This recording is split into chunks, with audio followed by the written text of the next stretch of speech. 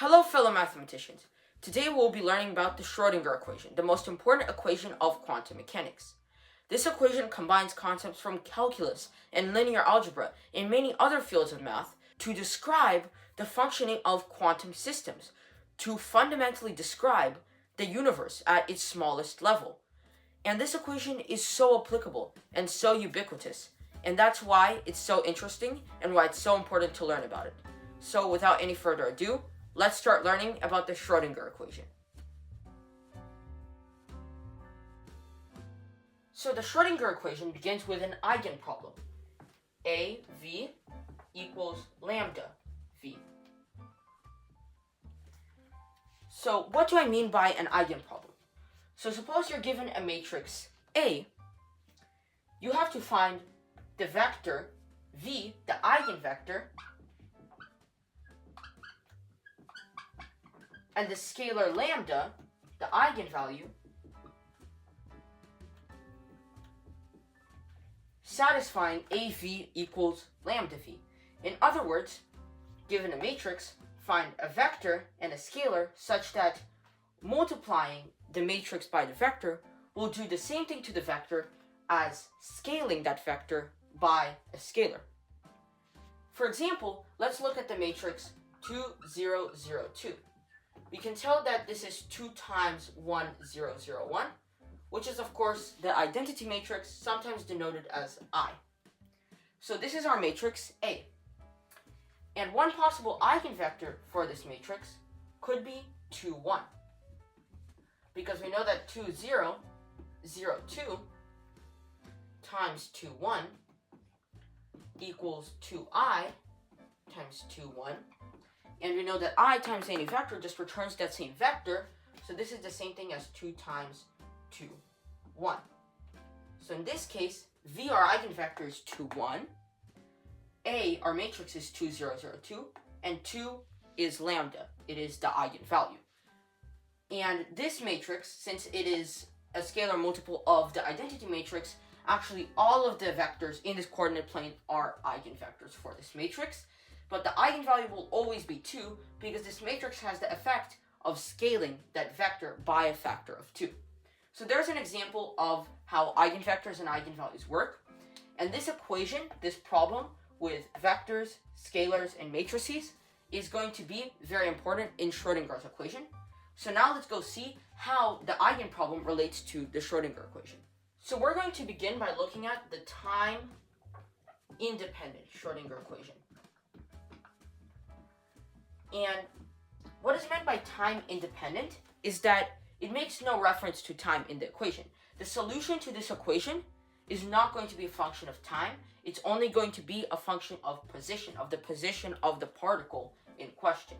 There's also the time-dependent Schrödinger equation, which does involve time, and we will discuss that later in this video. But for now, let's look at the most simple reduced form of the time-independent Schrödinger equation. And that is h hat psi equals e psi. So such a short equation, but there's a lot of notation to unpack here. Let's start with psi. Psi is a function. It's a wave function of x. And x is the position of our particle. So supposing, for example, you had a one-dimensional space, kind of like a number line, and you had a position x on this number line in this one-dimensional space. Psi will tell us the probability of finding the particle at that position. So you input a position, and psi, the wave function describing the particle, will tell you the probability of finding the particle there. And it seems a bit weird to talk about probabilities when we're dealing with physics, but it actually makes a lot of sense in quantum mechanics, because quantum mechanics is indeterminate. So it makes sense to talk about probabilities, and instead of talking about a path a particle will take, we can talk about the probability of finding the particle at a given position. And in higher dimensions, such as 2-dimensional space or 3-dimensional space, x is not just a number, not just a scalar. It can be denoted as a vector, and it is also sometimes denoted as r, and r refers to r, theta, and phi, which is of course 3-dimensional polar coordinates. So it can be denoted in Cartesian coordinates or in polar coordinates, depending on the situation. But for our purposes, we're just going to apply this to a one-dimensional space, so we can just look at x as a scalar, though in higher dimensions it acts like a vector. So that's our psi function, and it governs how the particle moves. It is the particle's wave function. Then let's move on to E. E is just a scalar. E is the total energy in the system, the kinetic energy T plus the potential energy V. And finally, H hat is the most interesting. It is what we call the Hamiltonian operator. And as the name suggests, it operates on the function psi. So to understand that better, let's look at the formula for H hat. H hat equals negative h bar squared over 2m times d squared over dx squared plus v of x. So there's a lot more notation to unpack here, but we can actually do this pretty quickly. H bar is just the famous Planck constant, h, divided by 2 pi. And instead of writing h divided by 2 pi, we write this h with a little bar going through its top. So this is just a constant, a very fundamental constant to quantum mechanics. M is just the mass of the particle, very simple. And v of x, just like here, it's the potential energy of the particle as a function of its position. So you input the position of the particle, and v of x will give you the potential energy of the particle at that position. And then finally, there's this d squared over dx squared as second derivative. But you may notice that we're not taking the second derivative of anything. And this is where the operator part comes in. Because when we apply the Hamiltonian operator to psi, psi will fit into here. And it will also get multiplied by v of x. So we're operating on psi because we're taking its second derivative, multiplying it by a constant, and then also multiplying it by v of x and adding that on. So you can see more clearly why this is called an operator, because it changes psi, it operates on psi. And most importantly, in a sense, this is also the total energy of the system, because this is the potential energy, just like here, and this refers to the kinetic energy. So in a sense, it makes sense to equate these, because this is the total energy of the system, and this is the total energy of the system. And finally, let's talk about why this is an eigenproblem. So this is not referring to vectors or matrices in the sense that we know about. However, it is analogous to vectors and matrices and the eigenproblem. For example, E is just a scalar. It's just a number, just like in linear algebra. Then H hat is an operator, which is not exactly a matrix. However, what is a matrix really? A matrix is a transformation, a function, an operation that we can perform on a vector. Just like H hat is a sort of function, an operation that we perform on psi. So they are analogous in that sense. And finally, psi, though it is not directly a vector, it can return a complex number, which we know is analogous to a vector. So even though this may not seem like it, this is indeed analogous to an eigenproblem, and understanding it through that lens really makes it clear how this is applying such a fundamental concept of linear algebra to Schrödinger's equation. So now that we've understood all of these key components, let's look at other forms of the time-independent Schrödinger equation. So if we substitute in the formula for H hat, then we'll have negative h bar squared all over 2m times d squared over dx squared plus v of x. Psi equals e psi. And here, since psi is a function, we write psi of x to be clearer. And it's sometimes seen like this, sometimes the Schrödinger equation is written like this. And a very quick notational note, sometimes this d squared over dx squared is also written as this upside down delta squared. For all intents and purposes, in this situation, these are basically one and the same.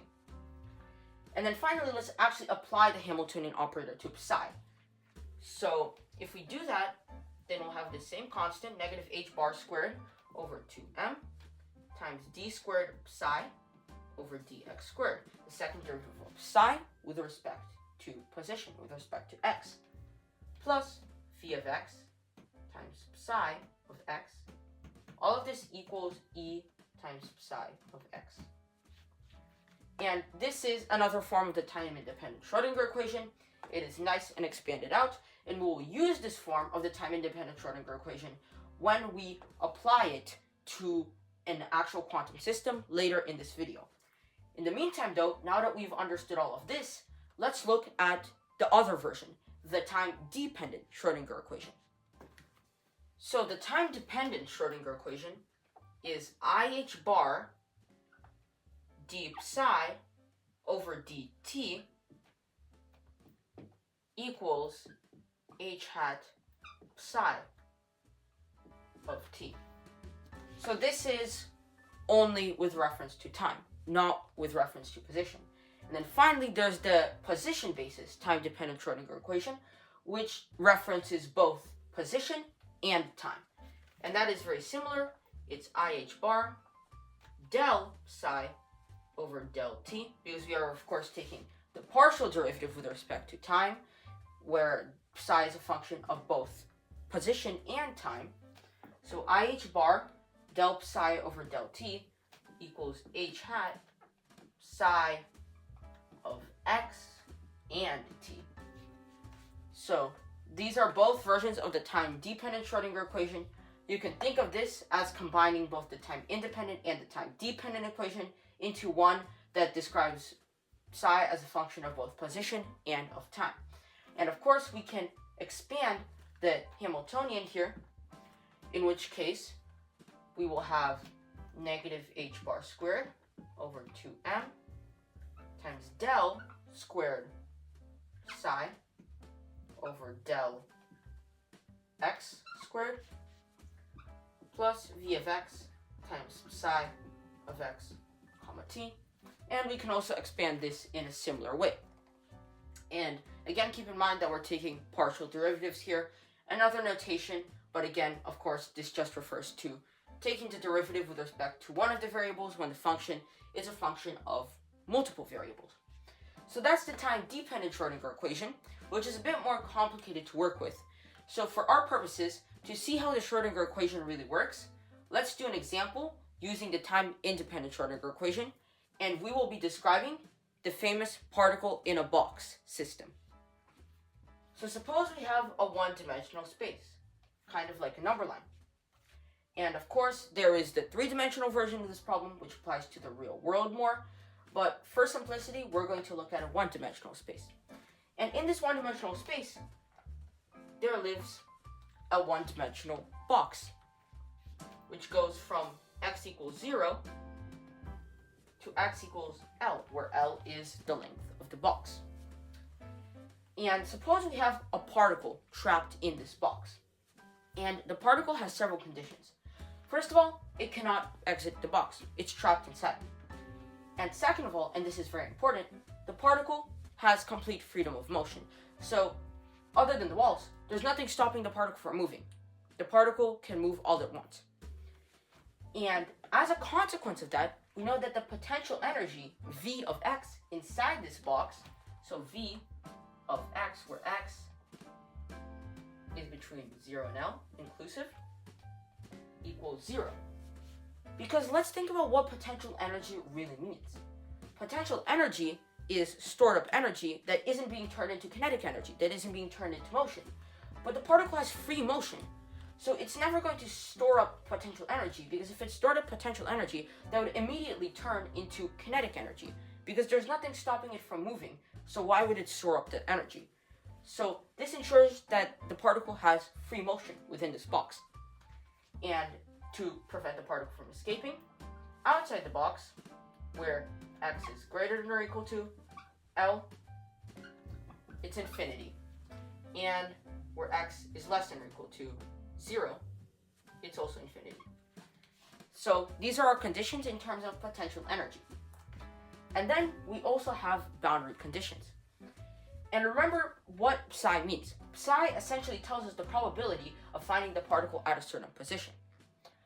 And here, the particle has 0 probability of being outside the box. So the closer we get to the edges of the box, the closer the probability gets to 0. As x approaches 0 or L, the probability psi approaches 0. So at 0 now, we can essentially say that psi of 0 equals 0 and psi of L equals 0. And these conditions also ensure that the particle doesn't escape the box, that there's zero probability of it leaving this place.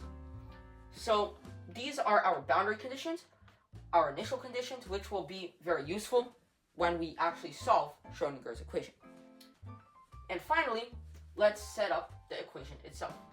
So we're calling the time-independent Schrödinger equation, which is negative h bar squared over 2m times d squared psi over dx squared plus v of x psi of x equals e psi of x.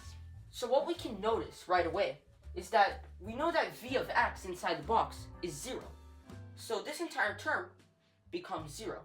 And we're just left with this simpler equation, negative h bar squared over 2m times d squared psi over dx squared equals e psi of x.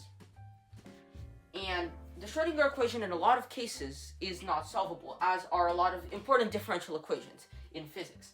However, because of this condition, we actually are able to solve this pretty easily. So essentially what we're saying is we have a function and a constant times the second derivative of the function equals a constant times the function. And that could be a lot of functions. That could be, for example, e to the x, but remember that this is a wave function. So more likely, it's going to be sine of x or cosine of x. So let's start out by saying psi equals a1 cosine of omega 1 x plus a2 sine of omega 2 x. So that's what psi looks like. And let's, of course, make it a function of x. So now, let's use our boundary conditions to figure out what these constants are. So first of all, we know that psi of 0 equals 0. If we plug 0 into psi, we have psi of 0 equals a1 times cosine of 0, which is just 1, plus a2 times sine of 0, which is just 0. So all of that becomes 0. And this is equal to 0, we know. So explicitly we get a1 is equal to 0. So there's no cosine here. The solution is going to be sinusoidal. And so that is our first constant. We don't have to worry about omega 1. Then let's look at this term and apply our second boundary condition. Psi of L equals a2 sine of omega 2 L. And this is also equal to 0. So assuming that a2 does not equal to 0, because that would be a degenerate case, so what conditions must be true on omega 2 and L in order for sine of omega 2 times L to be 0? Well, omega 2 times L must be a multiple of pi, because that's where the sine function reaches its zeros. So this must equal to n pi. Solving for omega 2, we have omega 2 equals n pi over L. That was easy, but we still have to deal with a2. And here it gets a bit trickier. So what we have to do is we have to consider another condition of this function. So we know that it's got to be inside this box. The particle has got to be inside here. It can't be outside. Therefore, the sum of all of the probabilities of finding the particle between x equals 0 and x equals L should be 1, because there are no other probabilities of it being outside. So all of the probabilities must add up to 1 and exist within this box. But we can't just add up the values of psi of x. We first have to normalize psi. So we know that psi is sinusoidal, so sometimes it's going to be negative. So first we want to take the absolute value. And then to normalize this weird absolute value function that we get, which looks kind of like this, we're going to just square it. And then the absolute value is not necessary, because for our purposes here, this is going to be a real number, and a real number squared has got to be positive. And so when we normalize it, it's going to look something like this, only above the x-axis. So we're going to have to do that little bit of housekeeping first. So then we'll have psi of x to the power of 2. And now we have to add up all the values, but we can't use a discrete sum because we're adding up infinitely many values. It's an infinitesimal sum. So we have to use an integral. And this is going to be from 0 to L, because we're only summing along this line here. And this is going to be an integral with respect to x. And we know, again, that all of these probabilities have to add up to 1. So all this integral is saying is that because the particle must be confined within this box, the sum of the probabilities of the particle being at different positions within the box must be 1. So now, let's look at this a bit closer. So we know that psi of x equals a2 sine of n pi x over L. Let's plug that in and factor out the a2 squared that results.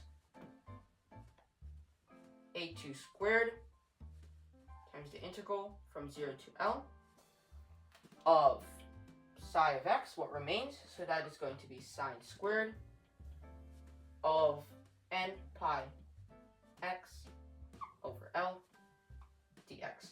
And this is all equal to 1. Let's clean this up and move this to the top. So here we have our equation, and here we have everything that we know so far about psi. So now that we're integrating sine squared of something, we'll need to use the power reducing identity, which of course is sine squared of x equals 1 minus cosine 2x all over 2.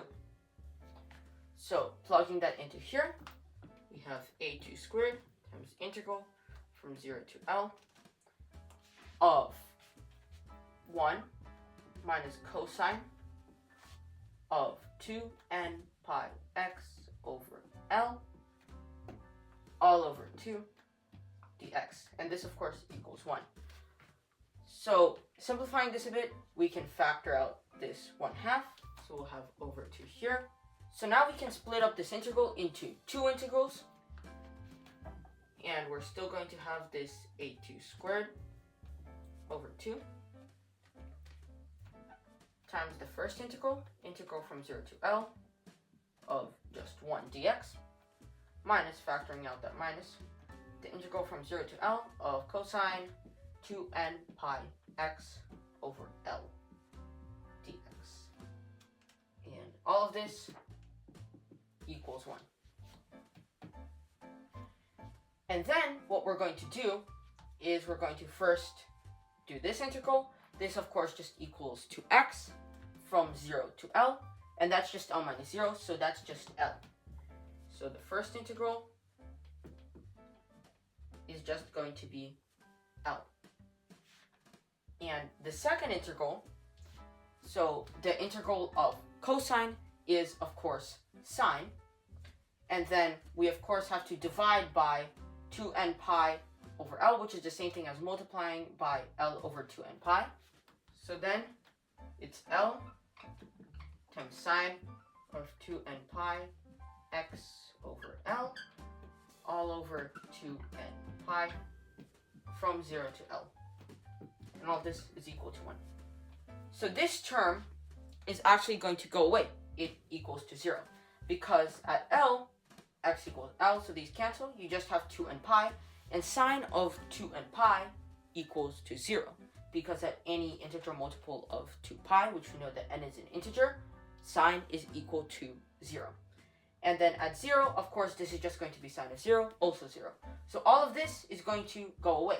And we're left with the very simple equation, a2 squared times L over 2 equals 1.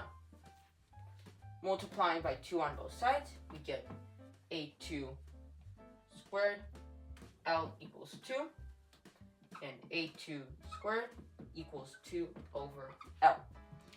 Finally, taking the positive square root of both sides, we have a2 equals square root 2 over L. And just like that, by grinding through this integral, we have found the value of a2. So now we know that our final solution for psi of x is square root 2 over L times sine of n pi x over L.